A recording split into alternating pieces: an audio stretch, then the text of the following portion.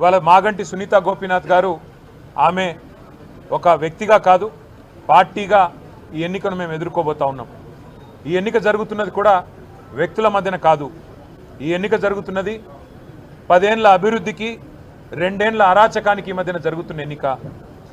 10 ఏళ్ల పారదర్శక పాలనకు ఈ 2 ఏళ్లుగా జరుగుతున్న అవినీతి పాలనకు మధ్యన జరుగుతున్న ఎన్నిక. 10 ఏళ్ల రైతు బంధు పాలనకు 2 ఏళ్ల రాబందు పాలనకు మధ్యన జరుగుతున్న ఎన్నిక. ఇది వ్యక్తుల మధ్యన జరుగుతున్న ఎన్నిక కాదు. మేము జూబ్లీహిల్స్ నియోజకవర్గ ప్రజలకు కూడా మాగంటి సునీత గోపీనాథ్ గారిని గెలిపించాలని అభ్యర్థిస్తూ వారి గెలుపు వల్ల మీకు రాబోయేది ఏంటిది అంటే కాంగ్రెస్ ఇచ్చిన 6 గ్యారంటీలు మీరు జూబ్లీహిల్స్లో గట్టిగా కాంగ్రెస్ పార్టీకి దిమ్మ తిరిగే విధంగా మీరు తీర్పునిస్తే తప్పకుండా రాష్ట్రం మొత్తంలో కూడా పేదలకు న్యాయం జరుగుతుంది, పేదలకు లాభం జరుగుతుంది. 1,67,00,000 మంది ఆడబిడ్డలు ఎదురు చూస్తూ ఉన్నారు ఈ ఆడబిడ్డ గెలుపు కోసం. ఆ 1,67,00,000 మంది ఆడబిడ్డలు నెలకు 2,500 రూపాయలు ఏదైతే 100 రోజుల్లో ఇస్తామని చెప్పారో 2 ఏళ్లు గడిచినా ఇవ్వకపోతే వారందరూ కూడా అసహనంతో ఉన్నారు, కోపంతో ఉన్నారు. ఈ ఆడబిడ్డ గెలుపుతో తప్పకుండా మాకు నెలకు 2,500 వస్తాయని చెప్పి వారందరూ ఆశిస్తూ ఉన్నారు. వయసు మళ్ళిన పెద్దలు నెలకు 4,000 రూపాయలు వస్తాయని చెప్పి కాంగ్రెస్ పార్టీ ఇచ్చిన గ్యారంటీ కార్డును చూసి మోసపోయిన వారు ఈరోజు ఆశిస్తూ ఉన్నారు. మాకు 4,000 పెన్షన్ రావాలి అంటే మాగంటి సునీత గోపీనాథ్ గెలవాలి, కేసీఆర్ గారు మళ్ళీ రావాలి అని చెప్పి వారు కోరుకుంటా ఉన్నారు. అట్లాగే 2 లక్షల ఉద్యోగాలు అని చెప్పి మోసపోయిన మా తమ్ముళ్ళు, మా చెల్లెళ్ళు కోరుకుంటా ఉన్నారు.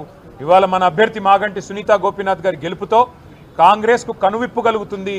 కాంగ్రెస్కు చెంపపెట్టు లాంటి తీర్పునిస్తేనే ఆ 2 లక్షల ఉద్యోగాలు మాకు వస్తాయని చెప్పి మా తమ్ముళ్ళు చెల్లెళ్ళు భావిస్తూ ఉన్నారు. ఆటో అన్నలు తిరగబడుతున్నారు.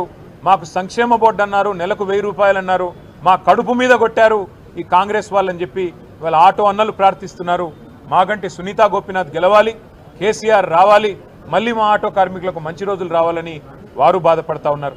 ఇవాళ హైడ్రా అరాచకంతో హడలిపోతున్న హైదరాబాద్ బస్తీ వాసులు, బాధపడుతున్న వాళ్ళు, ఎప్పుడు వచ్చి రేవంత్ రెడ్డి బుల్డోజర్ శనివారం ఆదివారం వచ్చి ఇల్లు కూలగొడుతుందో అనే భయంతో బిక్కుబిక్కుమంటున్న పేదలు వామ్మో హైడ్రా అంటూ, వామ్మో కాంగ్రెస్ అంటూ ఇవాళ మళ్ళీ మాగంటి సునీత గోపీనాథ్ గెలవాలి, గెలిస్తేనే ఈ ప్రభుత్వానికి బుద్ధి వస్తుంది, ఈ అరాచకం ఆగుతుంది అని వాళ్ళు కూడా కోరుకుంటా ఉన్నారు. అట్లాగే హైదరాబాదులో నిలిచిపోయిన కేసీఆర్ కిట్లు, మూతపడుతున్న బస్తీ దవాఖానాలు, ఆగుతున్న 20,000 లీటర్ల నీళ్లు ఫ్రీ వాటర్ ఆగిపోతూ ఉంది. ఇవాళ మళ్ళీ బిల్లులు వస్తూ ఉన్నాయి. ఇవన్నీ చూసిన తర్వాత హైదరాబాద్ నగర ప్రజలందరూ ఒకటే అనుకుంటా ఉన్నారు, ఈ 2 ఏళ్లలో ఒక్క ఇల్లు కట్టలేదు రేవంత్ రెడ్డి ప్రభుత్వం హైదరాబాద్లో. కేసీఆర్ ఇచ్చిన 1,00,000 డబుల్ బెడ్రూమ్ ఇల్లు కనబడుతున్నాయి. కేసీఆర్ ఇచ్చిన 1,00,000 పట్టాలు జీవో నంబర్ 58, 59 కింద పేదలకు ఇంకా గుర్తున్నాయి. కేసీఆర్ ఫ్రీగా ఏదైతే ప్రాపర్టీ ట్యాక్స్ లేకుండా 65 గజాల లోపు ఏదైతే మరి మినహాయింపు ఇచ్చారో అవన్నీ కూడా గుర్తున్నాయి. వాటి వల్ల తప్పకుండా మళ్ళీ కేసీఆర్ గారి అభ్యర్థులకి ఎట్లా అయితే 2023లో గెలిపించామో ఒక్క ఓటు కూడా, ఒక్క సీటు కూడా కాంగ్రెస్కి ఇవ్వకుండా మళ్ళీ అట్లే గెలిపిస్తామంటున్నారు.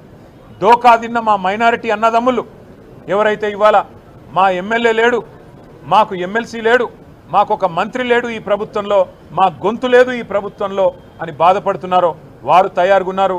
దోకా ఇచ్చిన కాంగ్రెస్కు మోకా మీద దెబ్బ కొట్టడానికి వారు రెడీగా ఉన్నారు.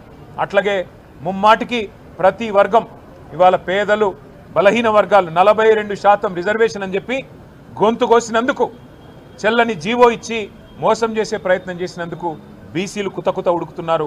వాళ్ళు కూడా బుద్ధి చెప్పడానికి రెడీగా ఉన్నారు. ఎల్లుండి బంధుకాలు కూడా పిలిపించారని తెలుస్తూ ఉన్నది. కాబట్టి ఇవాళ ప్రతి వర్గం, వీళ్ళు వాళ్ళని కాదు, దళిత బంధు అని మోసం చేసి అభయహస్తం అని చెప్పి 10 లక్షలు కాదు 12 లక్షలు ఇస్తామని చెప్పి మోసం చేసినందుకు దళితులు కుతకుత ఉడుకుతూ ఉన్నారు. ఈ రకంగా అన్ని వర్గాల నుంచి మద్దతు వెల్లువెత్తుతున్నది. మా అభ్యర్థి సునీత గోపీనాథ్ గారు మంచి మెజారిటీతో తప్పకుండా గెలుస్తారన్న విశ్వాసం మాకుంది.